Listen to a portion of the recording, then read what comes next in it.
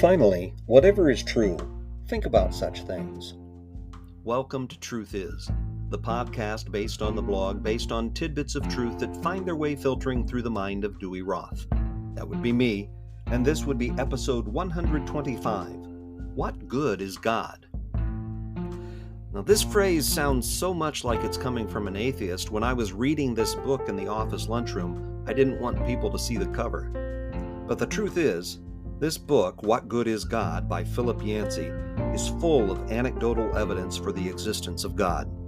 Not that it's going to change the minds of any unbelievers who happen to read it, but it certainly bolstered my faith and cultivated a sense of wonder and awe at what God does, even in the midst of horrible circumstances. What kind of circumstances, you ask? How about the campus massacre at Virginia Tech? How about the professional sex trade in Green Lake, Michigan? Or the post-apartheid uncertainty of South Africa? Or dodging terrorist attacks in Mumbai, India? Or any one of 6 other situations in which Yancey has spoken during the last decade or so? This book's 10 sections consist of a chapter introducing the circumstances leading up to the author's involvement in these different settings, followed by an almost transcript of the speech he gave at the time. Yancey is a journalist and would never characterize his public addresses as sermons, and rightly so. Let me give you a taste of what impressed me about God's work in the hearts of people as I read each chapter. This is from the chapter on the underground church in China. China was the pearl of the missionary movement, with 7,000 foreign missionaries overseeing seminaries and publishing houses, as well as 900 hospitals and 6,000 schools. Almost overnight, Chairman Mao forced them all to leave. Members of the largest agency, the China Inland Mission, met in Australia to consider their fate. Should they disband or relocate to other Asian countries? And what about the Christian community left in China?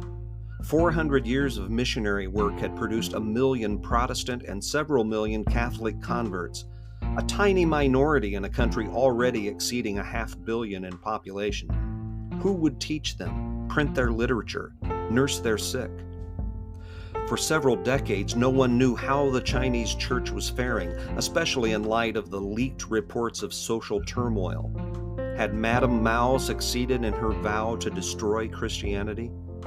When China finally began to crack open its borders, some of these same missionaries returned to visit, astonished to find that the church had exploded in size. Former Time magazine reporter David Aikman estimates the number of Christians in China today may exceed 80 million. Others suggest a total of more than 100 million. No one knows for sure because many of them meet in unregistered and illegal house churches of 20 or 30 members. This, the largest religious revival in history by far, took place with little direction and no foreign influence. And consider this quote from Pastor Alan Yuan, one of the 4 patriarchs of the underground church, who spent 22 years in prison for his faith. We live in a time like the apostles. Christians here are persecuted, yes, but look at Hong Kong and Taiwan. They have prosperity, but they don't seek God. I tell you, I came out of that prison with faith stronger than I went in. Like Joseph, we don't know why we go through hard times until later, looking back. Think of it, we in China may soon have the largest Christian community in the world, and in an atheistic state that tried to stamp us out. Truth is, God's love and grace are not bound by political ideologies, nor hindered by oppression. God's ability to bring about good from the midst of injustice and suffering cannot be squashed. So whatever dire circumstance you find yourself in, rest assured that the Lord of the universe knows what's happening and has not forgotten you. God is good all the time. You can find the Truth Is blog by going to almostthetruth.com, where you can also find my contact information and learn about the humor blog Almost the Truth.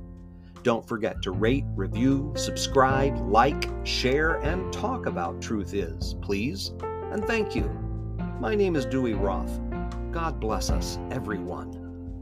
Truth is a production of Almost the Truth Communication Services.